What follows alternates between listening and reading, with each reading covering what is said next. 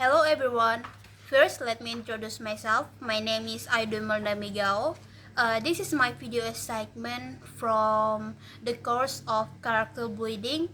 So in this video, I will answer from one question. So the question is, have you ever felt uncomfortable in a workplace or academic setting due to unspoken rules? And what happened? Uh, for me, of course, I ever felt uncomfortable in academic setting because I often felt nervous and afraid to greetings to other people or just say hello or just make eye contact because I'm not really confident to make some interaction. Like I'm really introvert to doing that.